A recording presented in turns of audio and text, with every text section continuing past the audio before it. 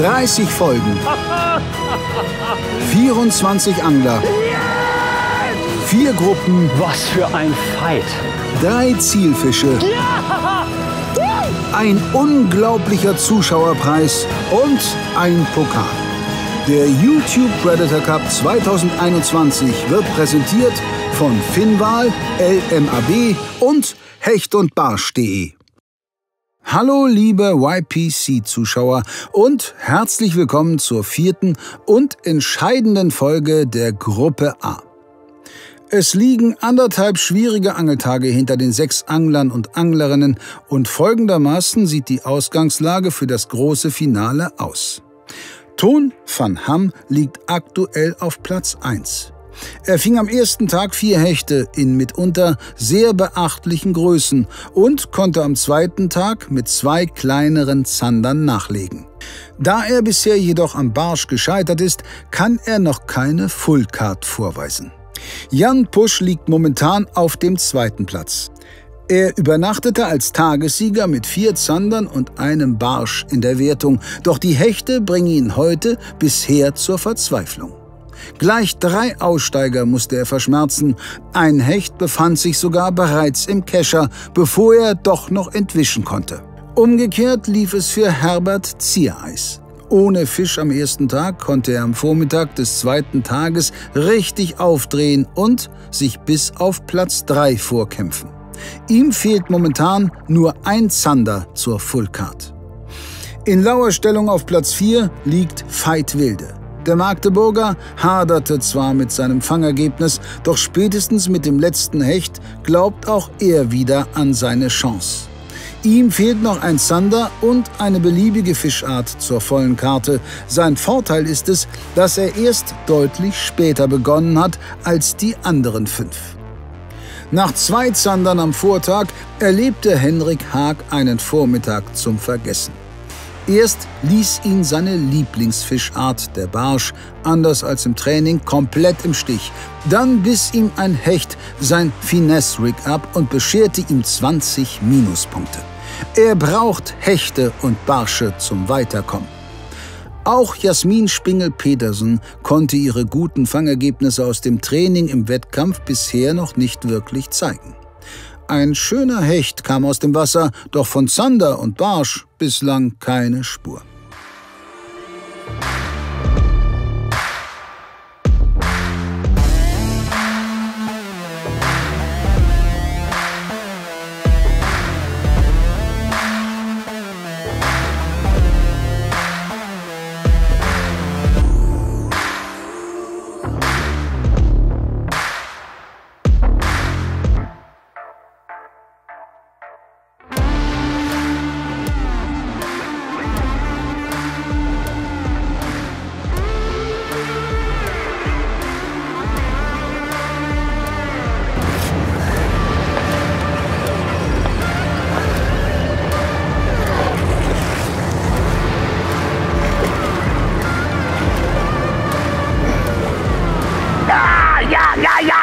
Ja.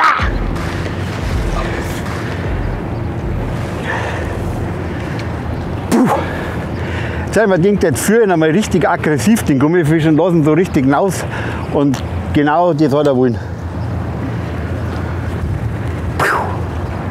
47 drüber. So, jetzt bin ich total happy. Man weiß natürlich nicht, ob das reicht oder egal wie, aber man hat die Karten jetzt einmal voll. Und das ist jetzt einmal das Wichtigste. Ob die Fischgrößen dann gelangen, das weiß ich natürlich auch nicht. Aber nach der Nullnummer gestern, heute der Supertag, ist es eine brutale Erleichterung. Jeder Fisch ist Wahnsinn. Wenn man mal in so einem Modus ist oder so einen Wettkampf mitmacht, was man da eigentlich im Kopf vorgeht, das kann man sich eigentlich gar nicht vorstellen. Naja, Gott sei Dank hat es jetzt noch geklappt. Schauen wir mal, ob es reicht. Bist du gelähmt. Der dringend benötigte Zander sorgt bei Herbert sichtlich für Erleichterung. Mit diesem 47er holt er sich als erster die Fullcard und insgesamt 387,1 Zähler in der Tabelle. Er überholt Jan, doch für Platz 1 reicht es nicht ganz. Noch liegt er wegen der schlechteren Fischgrößen hauchdünne 2,9 Punkte hinter Ton. Bereits ein 49er Zander würde zu diesem Zeitpunkt ausreichen, um Ton zu überholen. Jan hat in der Zwischenzeit andere Sorgen. Ja Leute, gerade einen Hänger gehabt und jetzt versuche ich ihn mal zu lösen. Das ist eigentlich eine ganz gute Methode. Das einzige Problem, ich habe einen Stinger dran. Das ist natürlich immer dann noch viel schwieriger. Nee. Hätte ja klappen können, ne? Ja, und das ist auch so ein Zeichen. Spätestens jetzt sollte man einfach den Spot wechseln und neu angreifen. Also Leute, bleibt auf jeden Fall dran und ja, unterstützt mich weiter.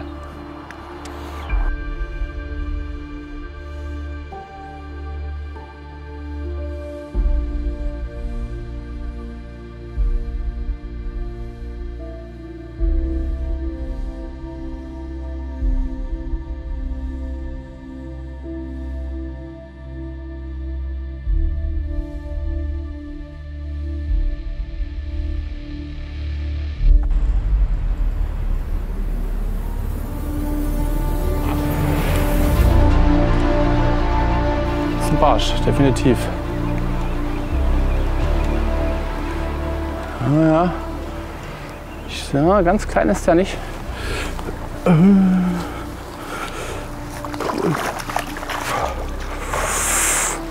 Oha.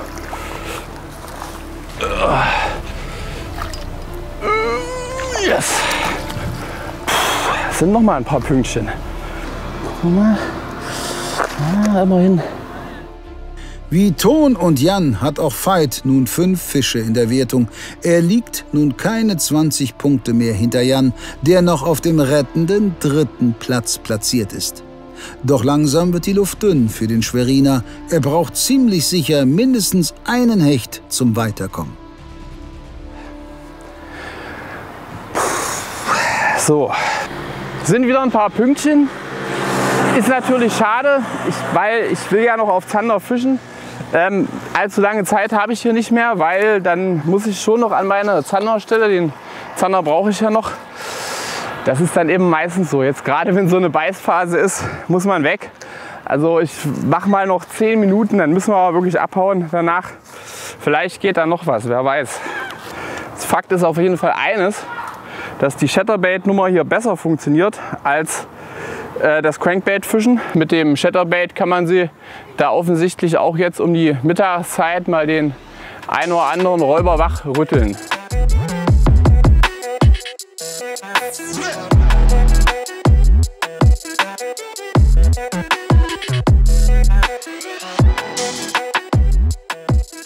So, ich wäre jetzt hier tatsächlich gerne noch ein kleines bisschen geblieben, geht aber nicht, weil mir fehlt der Zander noch. Ein bisschen müssen wir im Auto fahren, nicht ewig lange, so eine halbe Stunde in etwa, und dann kommt es wirklich ganz, ganz stark, glaube ich, darauf an. Also eine Fullcard, die wäre schon sehr viel wert mit allen 3 Fischen. Ja, mal sehen, wenn irgendwie ich da wirklich doch noch mal Glück haben sollte und es ist ein besserer Zander dabei, dann wird sich am Ende zeigen, was das dann im Punktebestand bedeutet. Und ja, auf jeden Fall, jetzt müssen wir zurück zum Auto laufen und dann geht's ab zum Zander.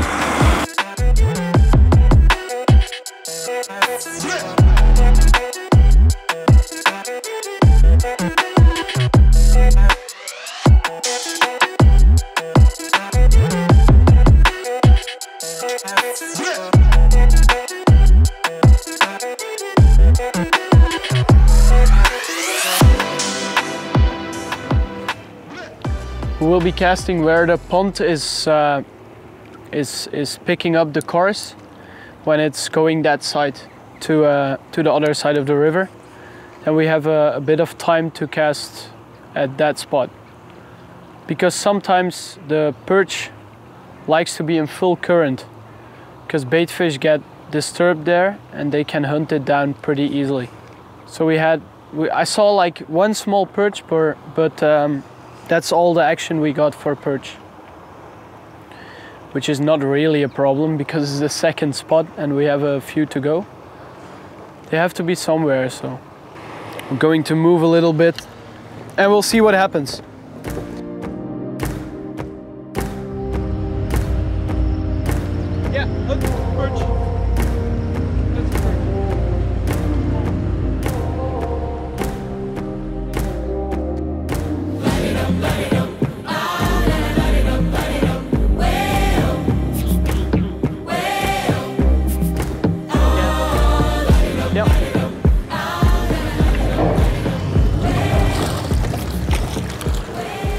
might be an upgrade, so a fish is a fish. We'll measure it really quickly and then let him go. I think it's too small. It should be smaller than 47. Yes. It was the required length, but it wouldn't have been an upgrade, so keep on fishing. Tatsächlich hätte Ton sogar einen 50+ Zander für eine Verbesserung gebraucht. Doch viel wichtiger wäre ja ein Barsch. Geht ihm nach dem Traumstart die Puste aus? Alright, the perch fishing is really slow. I think we have been fishing 3.5 hours now, maybe a little bit more, and we caught 3 Zanders. So I'm going to switch to a technique I haven't been doing today, which is crankbaits. It's a lot faster to search the perch because you don't have to wait till it sinks down and things like that. It's just steady retrieve, stop and go, and quickly searching for fish.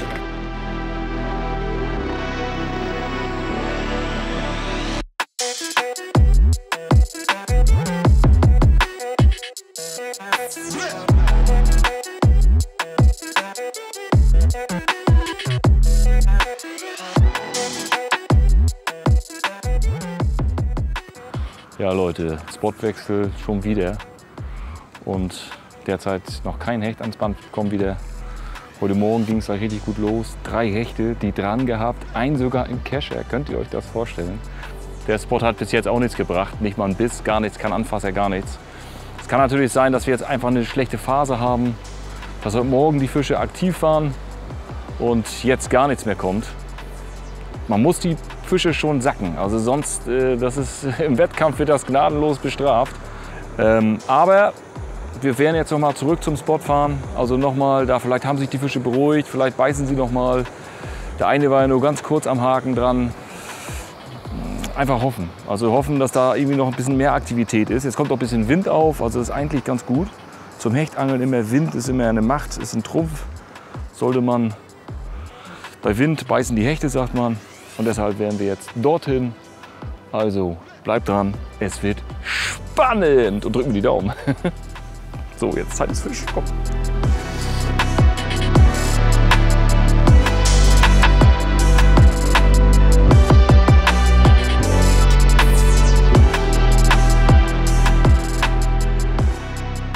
Alles nicht so einfach, wie ich es mir vorgestellt hatte. Ich habe auf meine Grundel gewechselt, die gelbe. Die kennen ja schon einige von euch. Habe tatsächlich 2 Fehlbisse darauf bekommen. Ansonsten noch ein Fisch gerade auf den hier, den Slim Jim in Motoröl. Ist ein absoluter Bringer. Ist genau der, mit dem ich auch mal 90er Zander hier in der Wahl gefangen habe. Irgendwie sind die Fische ganz schön zickig. Mich hat es schon gewundert, dass bestimmte Leute aus meiner Gruppe gestern nicht hier oder nicht in diesem Bereich gut gefangen haben. Wird höchstwahrscheinlich am Wetter liegen. Es drückt ziemlich doll und die Fische haben nicht wirklich Bock. Aber so ist Angeln, ne? Angeln und nicht Fische fangen. Also selbst in Holland fängt man nicht überall Fische. So, den Spot von heute Morgen jetzt noch mal abgefischt. Also ich hatte ja hier 3 Hechte, leider verloren. Die Frage ist nur, wann kommt das Beißfenster wieder? Heute Morgen war es auf jeden Fall da. Mit bisschen Glück fange ich noch einen. Aber ich bin optimistisch, wir haben noch ein bisschen Zeit. Deswegen, jetzt geht nur noch Gas geben, alles probieren und dann klappt das auch. Ich bin gute Dinge, dass hier was kommt.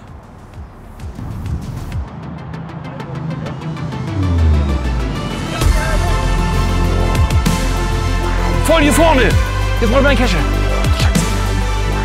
Den großen! Den großen! Leute, ist das geil! Jetzt kommt ein Boot ganz dicht dran, ich werde verrückt!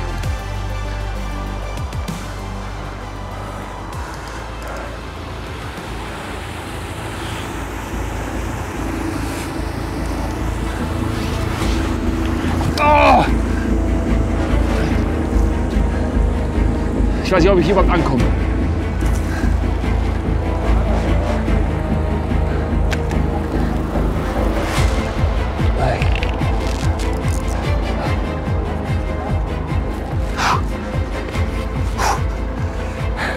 Leute, das ist Wahnsinn. Voll kurz vorher reingeballert. Ich kriege ihn nicht richtig ran, er ist noch nicht ausgedreht. Ich versuche ihn jetzt mit dem großen Kescher reinzukriegen, indem ich mich hier hinlege. Scheiße. Das wird, glaube ich, nichts. Ja! Ich hab ihn! Ich hab ihn! Ja, Leute, das ist der Fisch, das ist der echte, das ist der YPC! Ich dreh durch! Oh Mann, ist das geil, Leute! Ich habe nicht aufgegeben, ihr müsst inne durchziehen und dann irgendwann ist der Knüppel krumm. Ich sag's euch, ich schwör's euch. Dreh durch, ey, ich dreh durch. So, was am besten jetzt? So, Leute, hier, er hat den Köder schon ausgespuckt, den Popeye. Guckt euch diesen echt an hier und ich habe dran geglaubt. Ich bin nochmal zurück zum Spot. Ich habe 3 Fische dran gehabt hier, die alle verloren durch Pech. Und jetzt guckt euch das mal an. Jetzt werde ich den eben messen und rauflegen aufs Band. Das habe ich ja nass gemacht. So, wollen wir mal nicht so. Ich mache lieber ein bisschen fairer messen hier, komm. Der hat locker 83. Bisschen über, aber er ist 83, ist in Ordnung. Besser geht es nicht, Leute. Vielen, vielen Dank. Ihr habt mir die Daumen gedrückt. Vielen, vielen Dank für die Unterstützung. Das ist Wahnsinn. Ich bin super, super happy. Und wir haben noch ein bisschen Zeit. Und wer weiß, was jetzt noch alles kommt. Unglaublich! Nachdem er heute vom Pech verfolgt wurde und bereits 3 Fische verloren hatte, kann Jan nun endlich den lang ersehnten Hecht auf seine Scale legen.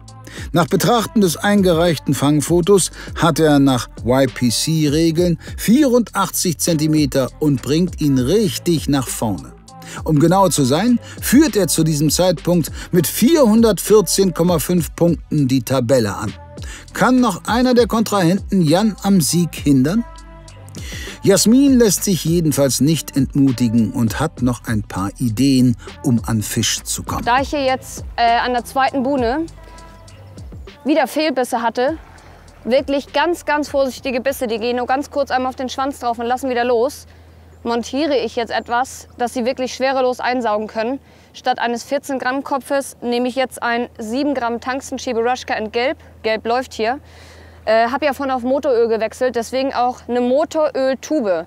Hat so richtig schöne Fransen hinten dran, natürlich von Moby Softbaits, ultra flexibel mal wieder, ne? Kleiner Einzelhaken, extra mit der großen Öse für viel Spiel. Das sitzt so auf dem Grund und der Köder taumelt so herum, sodass die schwerelos einmal so drauf gehen können und den nehmen können. Das ist noch mal einen Ticken kleiner als der Köder, den ich gefischt habe. Vielleicht klappt es. Also ich probiere auf jeden Fall viel aus.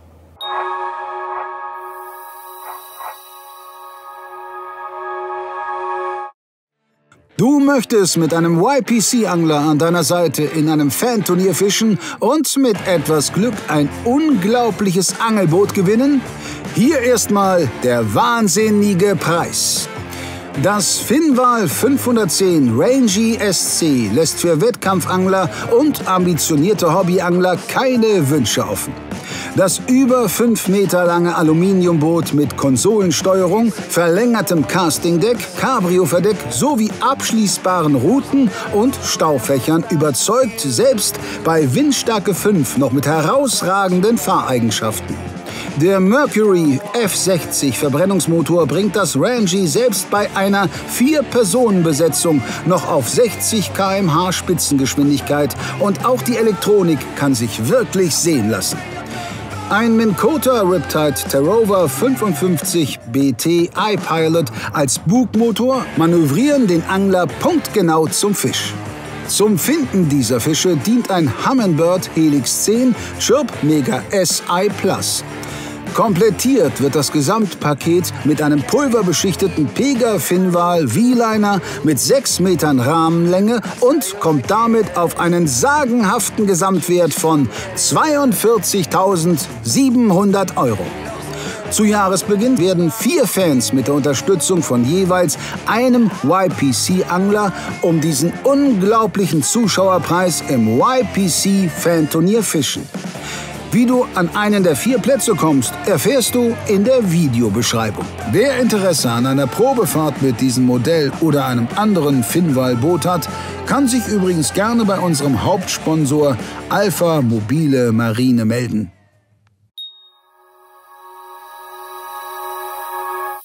Jetzt habe ich ja meinen Jigspinner dran. Das ist der Riot Blade von Tiemco. Das Coole an diesem Jigspinner ist, dass ihr hier vorne zwei so ganz steife Drähte habt.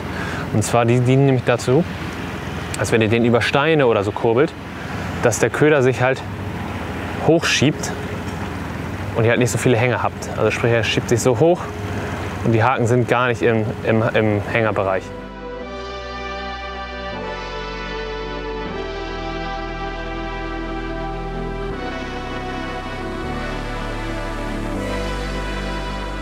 So, wir sitzen jetzt im Auto, deswegen gibt es hier ein kleines Statement. Ich habe nicht mehr viel Zeit.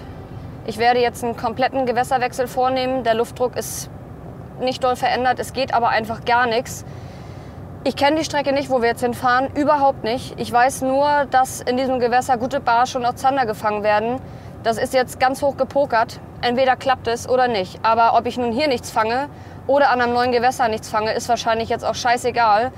Dann seht ihr wenigstens, dass ich alles gegeben habe und ich würde mal sagen, wir sehen uns gleich. Ich hoffe, es klappt. Drückt mir die Daumen. Jasmin wechselt das Gewässer und genau das macht Henrik auch. Er hat seine geliebten Barsche und auch die Topwater-Punkte noch nicht aufgegeben. So, nächster Spot. Ja, ist jetzt Topwater, Topwater, Topwater. Nichts anderes, deswegen eine Box mit Hardbaits, hier die Zange, falls man weiß ja nie, was da so einsteigt. Ich nehme aber auch immer meinen Seitenschneider und so mit, Lösezange, falls auch wie ein Hecht kommen sollte. Und ja, Kescher, eine Route. Und jetzt heißt es da kurz Meter machen und immer werfen.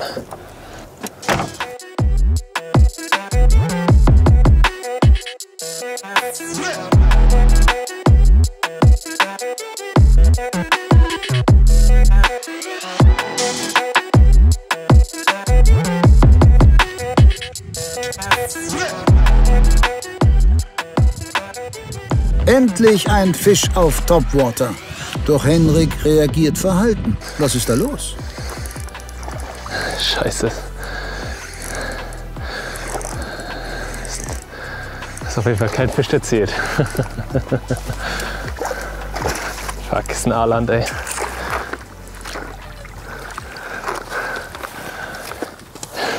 Schöner Biss, aber leider.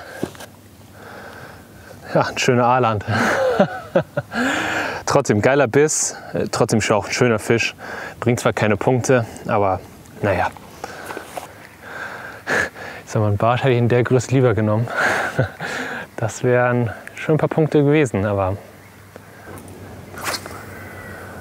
So, wir werden gleich Stelle wechseln, weil ich angle halt hier nur Topwater. Und jetzt hatten wir halt so ein paar so eine Frachter, die hier durchgefahren sind. Und jetzt haben wir halt ganz viel von so Kraut an der Oberfläche, was jetzt hier durch die Gegend gewirbelt wurde. Und ich mache halt, weil ich kann dir das halt direkt zeigen. Gutes Beispiel gerade sogar, glaube ich. Du hast halt nach 2 Würfen hast du halt solche Krautfahnen hier dran und dann läuft der Köder halt nicht mehr richtig. Oder jetzt hier zum Beispiel hier vorne hast du halt so Kraut. Ja, und das ist halt für einen Topwater-Köder natürlich der Tod. Wenn da halt irgendwas ist, was den Lauf blockiert, besonders so kleine, leichte Dinger mit 7 Gramm und so, die kriegt man nicht mehr animiert. Schade. Pech ist heute irgendwie mit mir. Schade. On the corner of my road, I shoulda took the boat. Yeah, I coulda took the boat. Yeah, I'll be in a fuss. All my friends going up. Yeah, who's the real plug now? I guess that might be us now. Yeah, always on the road, I never home. Got a couple bands on my own. Nach halbstündiger Autofahrt sind wir jetzt am nächsten Spot angekommen. Hier ist auch wieder Auslauf.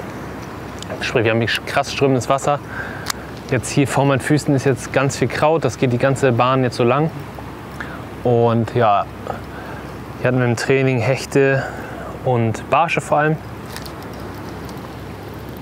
Das kann eben ein Biss gewesen sein. Tatsächlich. Und natürlich hoffen wir wie immer für den ganzen Tag schon, dass wir jetzt mal einen Barsch fangen. Also ja, wäre aber langsam schön, wenn das klappen würde. Right or wrong, I don't even know. All my conscience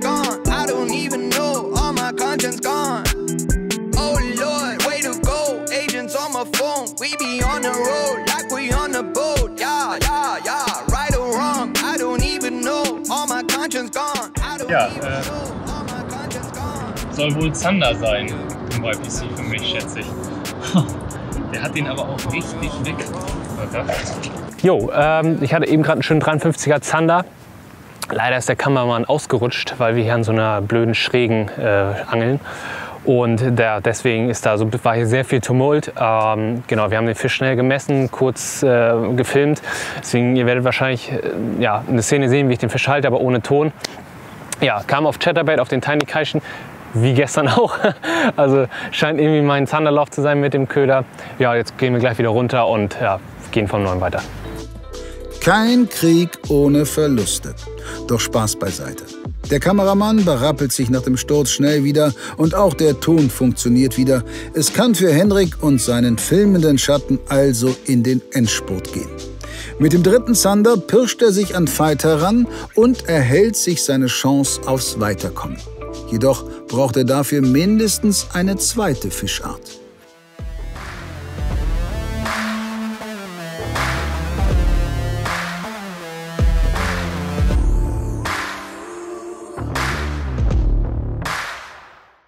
Ja, Leute, unglaublich, was der Popeye hier geliefert hat. In Perch ist der nächste!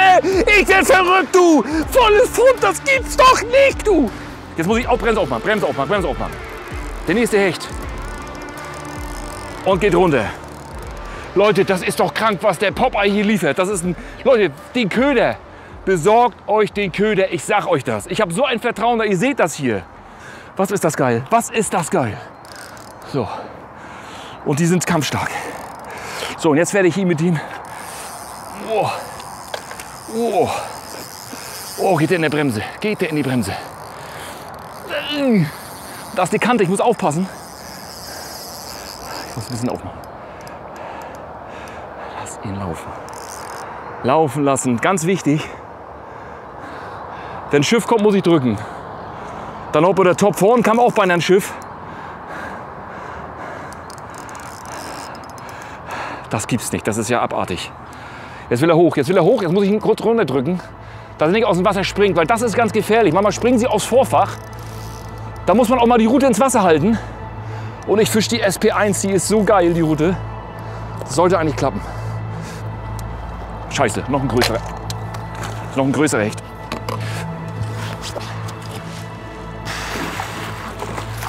Oh!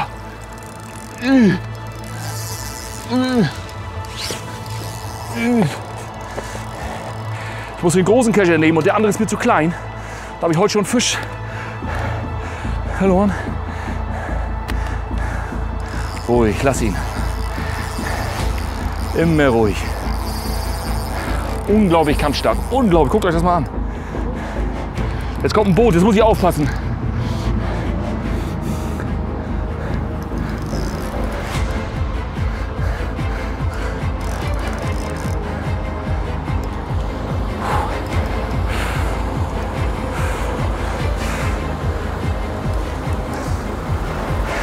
Hat den Popeye auch voll drinne.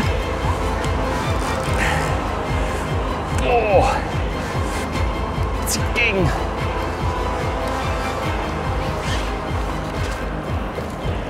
Ich komme nicht an.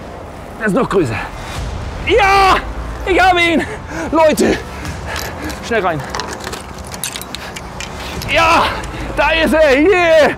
Das ist das beim YouTube-Channel. Kommt, glaubt dran! Ihr macht den nächsten Wurf und der Knüppel ist krumm. Was für ein geiler Fisch. Ihr könnt mit jedem Wurf rechnen. Der hat den Köder noch drin. Ich muss den Köder gleich mal... Moment, ich muss mal das Wasser rummachen. Bisschen nass war das ja noch, aber es trocknet auch schnell. So, jetzt. So, ihr könnt mit jedem Moment...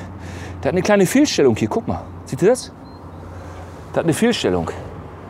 So, der hat 91. Ne? Also 90 hat er. Oh Leute, einfach nur geil. Nur geil. Ich bin sowas von glücklich. Und dieser Hecht Nummer 5 des Tages, aber der zweite gefangene Hecht. Ich denke, das bringt ein paar Punkte. Haha! Wieder zurücksetzen.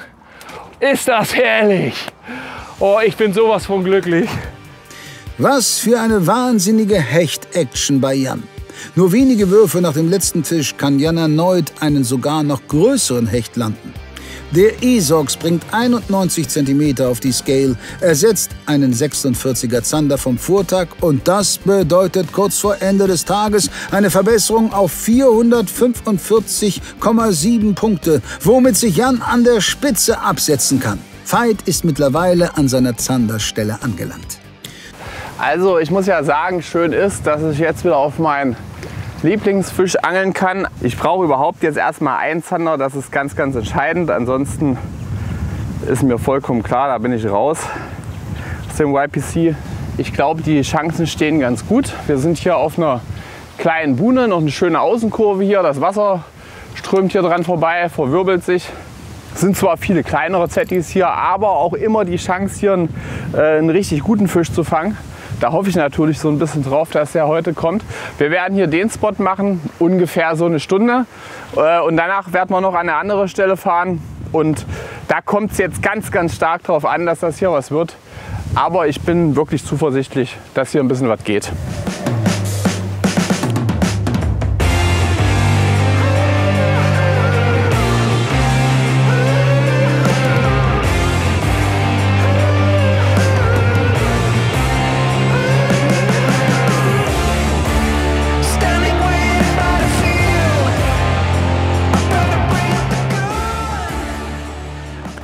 Ich will jetzt mal direkt hier am Hauptstrom fischen. Hat hier also auch schon funktioniert. Die kommen meistens erst, also du hast erst, wenn das Wasser wirklich ziemlich hoch steht, dass die sich dann hier so wirklich hinterm Buhnenkopf auch richtig einfinden. Jetzt habe ich das also auch schon gehabt, dass die beißen die irgendwo da draußen.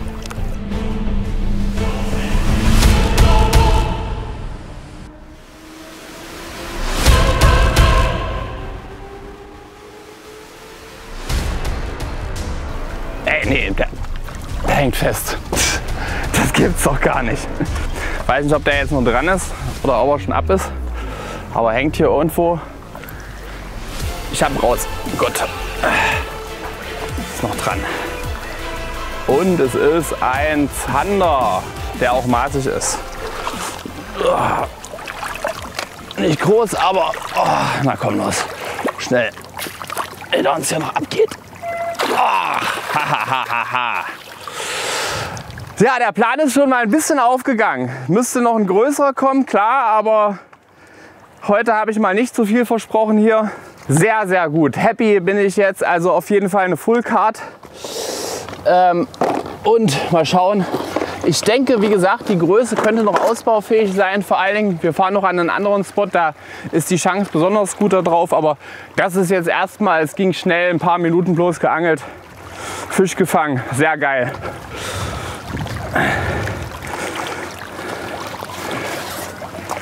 So, wollen wir mal gucken, wie viel der Junge hat. Veit ist voll im Rennen. Zwar reicht dieser Zander noch nicht für eine Verbesserung der Platzierung, doch mit einer Fullcard und 373,4 Punkten ist der Ton und Herbert dicht auf den Fersen. Ausruhen kann sich hier niemand. Es bleibt spannend. Weg ist er. Jetzt ist man viel, viel gelöster. Vor allen Dingen, egal wie es am Ende ausgeht. Also ich habe mich jetzt wesentlich blamiert. Das wäre ja was gewesen, wenn ich in 2 Tagen keinen Zander gefangen hätte. Aber wie schon gesagt, ich bin sehr zuversichtlich, dass wir hier jetzt auf jeden Fall noch mehr Fische kriegen. Deswegen gleich weiter angeln. Die sind gerade da. Das war jetzt schon der zweite Biss in kurzer Zeit.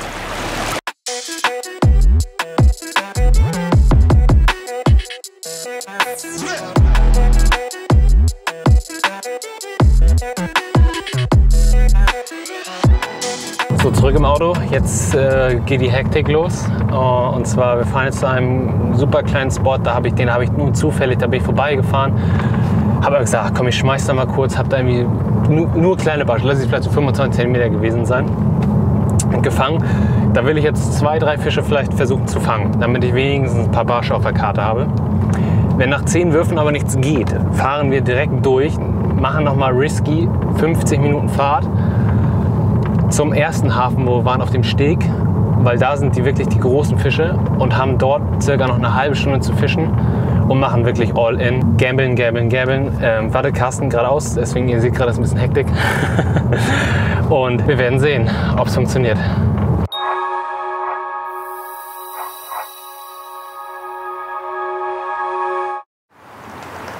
Warum ich hier in kurzen Hosen sitze und euch jetzt von einem Adventskalender erzähle, ich gebe es zu, es ist ein bisschen absurd, aber ich wollte keine Zeit verstreichen lassen, dem YouTube Predator Cup Publikum vom besten Deal des Jahres zu erzählen.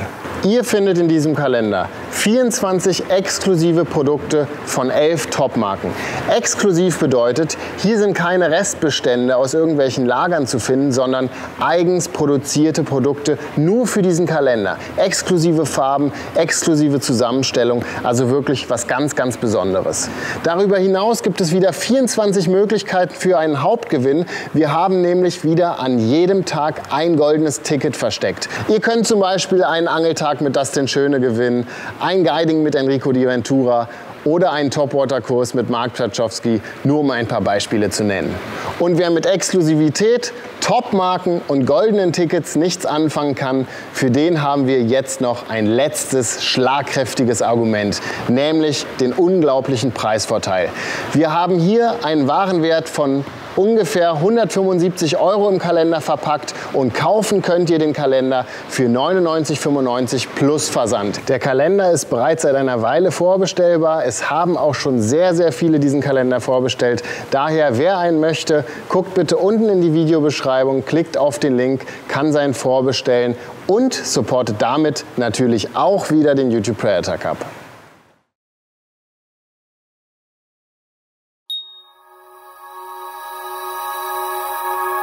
We are at the last spot. We have 1.5 hours left fishing. I know there are a few perch here, not the biggest ones, but we just need one perch, so we'll try this. I'm not going to talk too much because we really need the perch, so let's go. Oh man. So we have a really nice perch spot at our right, because normally we can catch quite often good numbers of perch there. I got that one from my friend Tom Beerings, but there are like 5 people swimming on that spot, so I don't know whether I have to laugh or cry. Now I know this spot holds perch sometimes as well, so we'll first try it here. That's fishing in summertime, you know, so it doesn't really matter. We first just need to catch one perch, so that's actually possible everywhere.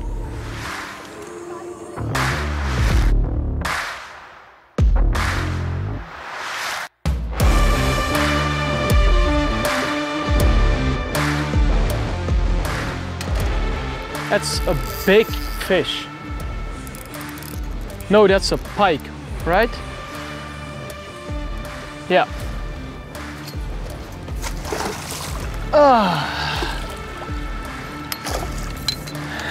Fish is fish, but no perch.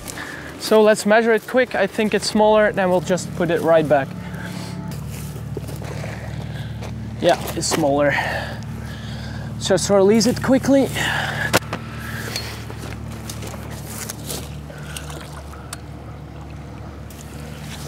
There we go. Now let's keep on fishing. There is fish around, that's something.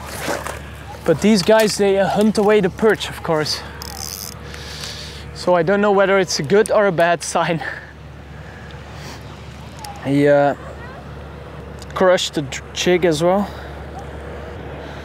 See if we can make something of it. Well, doesn't look that good, but it's fine. All right, let's keep on fishing. That was quick action, so maybe there are perch around. Genau diese Fischart hat Ton nun wirklich nicht gebraucht, denn er hat bereits 4 gute Hechte in der Wertung. Er braucht unbedingt einen Barsch, denn Herbert und Veit lauern dicht hinter ihm und Ton hat noch immer keine Fullcard. Was macht eigentlich Herbert? Er braucht nur schlappe 2,9 Punkte, um an Ton vorbeizuziehen, doch von ihm haben wir länger nichts gehört.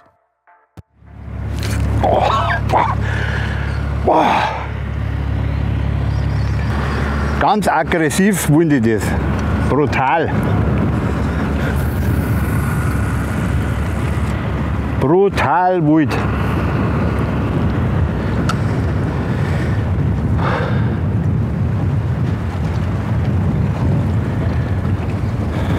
Also wir sind jetzt in der letzten Stunde angekommen vom Wettbewerb.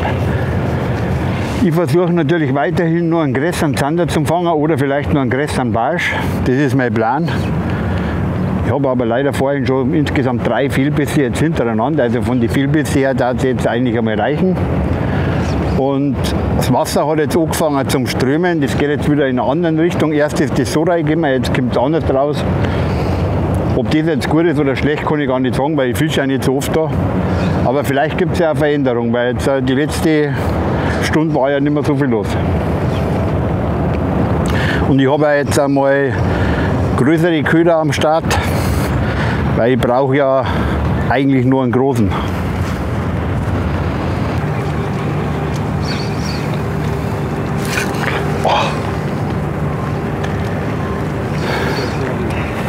Bis gehabt. Ohne Scheiße. Eieiei. Ja, gerade festgestellt, dass einer der anderen Teilnehmer hier an dem Spot ist, den ich ja gar nicht kenne. Das heißt, ich bin hier scheinbar gar nicht so ganz falsch. Ich beobachte ihn ganz genau. Er macht genau dasselbe wie ich. Er angelt hier jetzt die Buhnköpfe ab. Der weiß bestimmt, dass hier Fische stehen. Ich bin mal gespannt. Ich beobachte ihn sehr genau und versuche jetzt noch mal ganz gezielt hier alles abzuangeln, in der Hoffnung, dass nur einer kommt.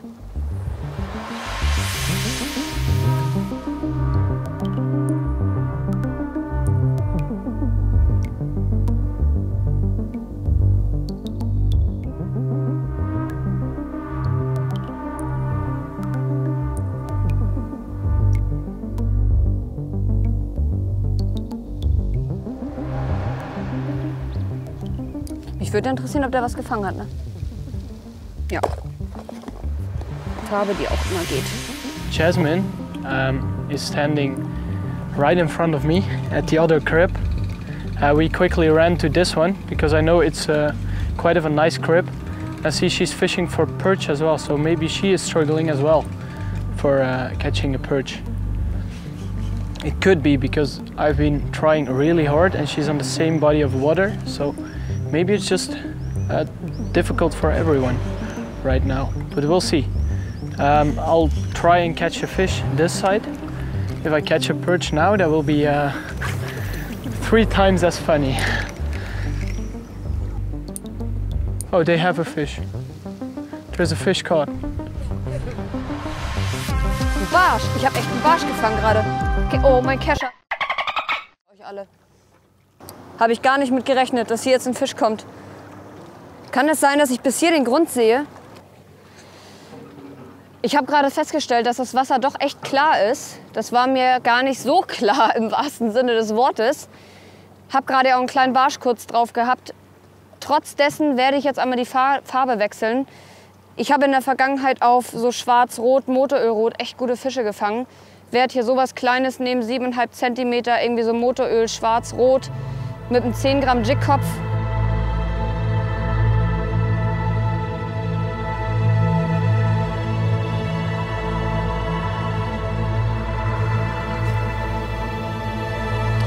Letzter Wurf, würde ich mal sagen.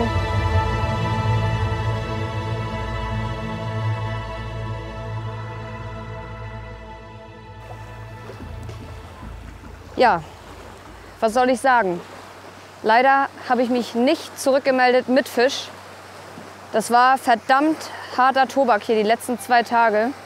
Im Training lief es so gut eigentlich, obwohl wir da auch Tage dabei hatten, so wie heute, wo es einfach überhaupt nicht lief. Egal, was man gemacht hat, wo man hingefahren ist.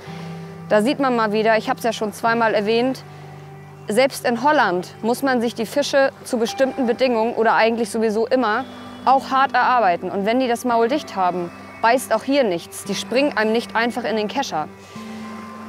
Also ein Vorteil hat das Ganze. Der Kescher ist trocken, die Abhackmatte stinkt nicht nach Fisch, also stinkt das Auto heute auch nicht nach Fisch. Das lief alles irgendwie gar nicht ganz so gut. Aber ich habe gekämpft. Ich habe für euch alles gegeben. Ich bedanke mich auf jeden Fall bei allen, die mich unterstützt haben.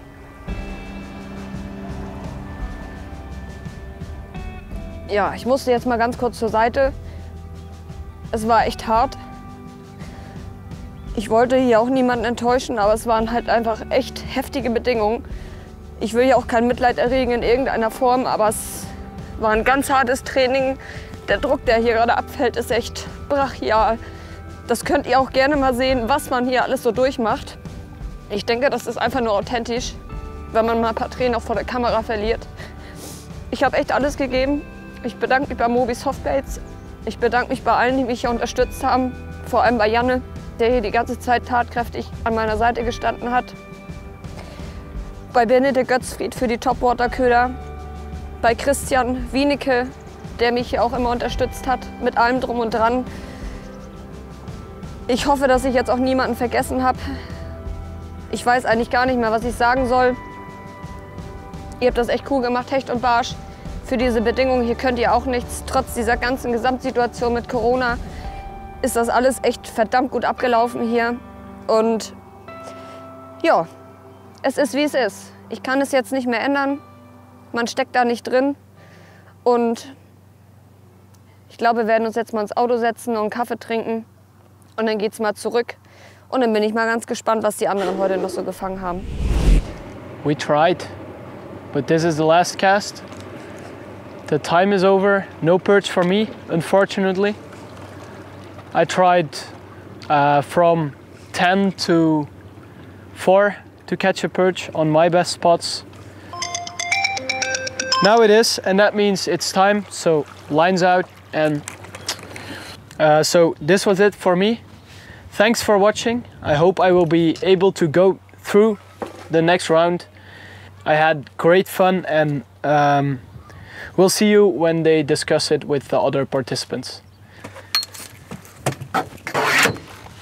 And now, water.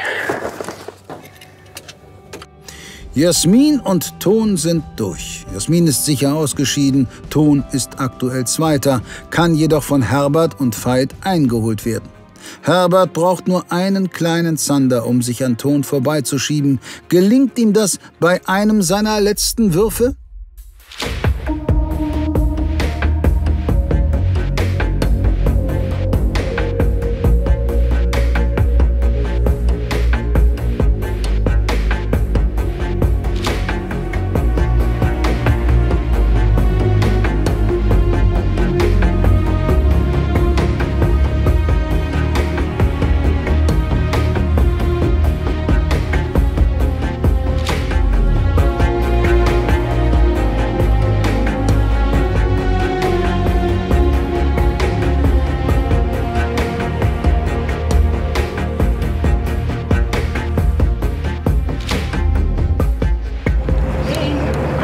Fisch aus. Der Tag ist natürlich jetzt wieder ein bisschen unglücklich gelaufen, aber nur die letzten 2 Stunden, da ich sagen. Habe noch wirklich 5 Kontakte gehabt, die wo ich nicht verwerten habe können. Das ist echt bitter, aber insgesamt gesehen ist das natürlich, kann ich mehr als zufrieden sein mit dem Ergebnis, und ja, ob es dann zum Weiterkommen reicht, das, ja, das weiß man natürlich nicht, aber ja, jetzt müssen wir wieder hoffen. Jetzt ist 4 Uhr, um 8 Uhr ist die Bekanntgabe. Das sind natürlich jetzt wieder bittere 4 Stunden. Und ja, ihr werdet es auf alle Fälle eher sehen, wie ich oder wissen. Aber so ist das Spiel. Okay, das war's. Wie schätze ich mich ein? Ja, also ich würde sagen 50-50. Ganz schlecht wäre ich vielleicht jetzt auch nicht sein. Gut natürlich auch nicht. Aber nein, ich sage ja, so einen Tag wie ich gestern gehabt habe, können die anderen vielleicht auch gehabt haben. Also, darum weiß man es nicht. Ich sage 50-50. Sehr spannend. Ja, schauen wir.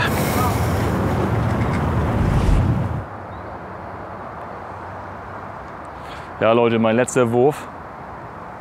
Ich habe nochmal alles gegeben, konnte ich leider nichts mehr daran ändern. Ich wollte den Barsch verbessern, vielleicht noch einen größeren Hecht fangen, aber ich möchte mich ganz herzlich bedanken, natürlich auch bei Finval, meinem Sponsor, Alexander Wolkowski. Sascha, vielen Dank, dass du das Ganze möglich gemacht hast. An das ganze Finval-Team Germany Und falls ich nicht weitergekommen bin, kann ja sein, dann ich hoffe, euch hat es auch gefallen. Lasst mal ein Like und ein Abo da und denkt immer dran, Zeit ist Fisch. Bis dann, euer Jan. Danke. Jo Leute, das waren jetzt 2 Tage YPC. Das erste Mal für mich. Ja, muss sagen, hat wirklich Bock gebracht. Hatte meine Höhen und Tiefen, definitiv. Heute eher Tiefen. Vielleicht bin ich ja nächstes Jahr wieder dabei. Ich hoffe, es hat euch wirklich Spaß gemacht, mir zuzuschauen. Aber man weiß ja nie, vielleicht war es bei den anderen auch so schwierig. Und ich habe das Glück und kann weiterkommen. Aber wie gesagt, das sehen wir nachher, denn heute Abend im Camp. Dass Henrik und Herbert ihren Angeltag beendet haben, stellt schon mal eines klar. Jan ist weiter und auch Ton kommt in die nächste Runde, obwohl es ihm nicht gelungen ist, einen Barsch zu fangen. Herbert dagegen hat seine Fullcard, doch er muss darauf hoffen, dass Veit, der noch am Angeln ist, sein Ergebnis nicht mehr um 17 Punkte verbessern kann. Veit läuft jetzt die Zeit davon. Auch wenn er es nicht weiß, aktuell wäre er raus. Fängt er noch den alles entscheidenden Fisch? Es laufen jetzt die letzten Minuten. Ich denke mal auch, dass ich der Letzte bin, der noch angelt, weil ich heute erst spät gestartet bin. Und ja, im Endeffekt kann man jetzt sowieso nicht mehr viel ändern. Vielleicht hier, wie gesagt, noch einen schönen Zetti fangen. Unmöglich ist das nicht. Und dann werde ich nachher erfahren, wie es ausgeht. Aber auch wenn das heute natürlich auch kein guter Angeltag gewesen ist für mich, war es ein kleines bisschen Wiedergutmachung für gestern.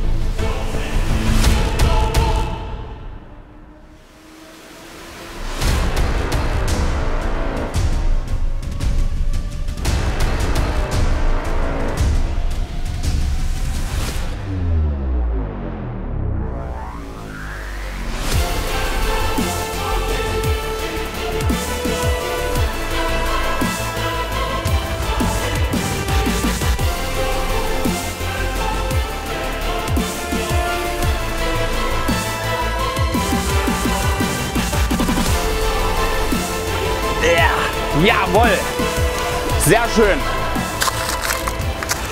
Kein absoluter Riese, aber ist auf jeden Fall wieder eine Verbesserung. Schön hier, also der Köder hier, unser neuer Prototyp, der liefert echt gut ab. Und das könnte vielleicht ein wichtiger Fisch sein, ich weiß es nicht.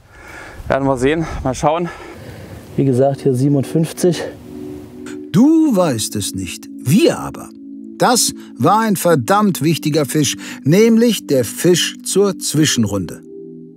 Mit diesem Zander kann Veit einen 50er Hecht ersetzen, sich um 24,1 Punkte verbessern und von Platz 4 auf Platz 2 klettern.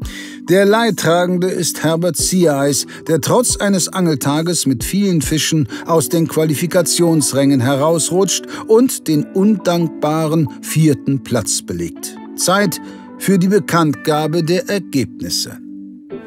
Ja, erstmal vielen Dank, dass ihr alle mitgemacht habt in Gruppe A. Es waren sehr schwierige Bedingungen für alle, muss man sagen. Also es hat sich jetzt niemand wahnsinnig leicht getan. Wir haben es uns natürlich ein bisschen anders erhofft, aber am Ende sind die Bedingungen auch für alle dieselben. Wir fangen an beim Gewinner der Gruppe A. Wirklich außerordentlich gutes Ergebnis, vor allem bei den Bedingungen. Jan, herzlichen Glückwunsch. Oh, danke. Sehr geil. Richtig gut geangelt.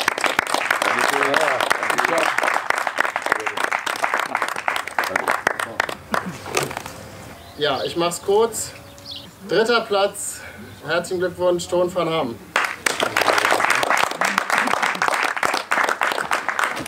Congrats. My friend, congrats. It's a relief. Shit. Und dann, ja, mit nur 2,9 Punkten dahinter, wirklich verdammt knapp, 4. Platz, Herbert Ziereis. Oh, schade.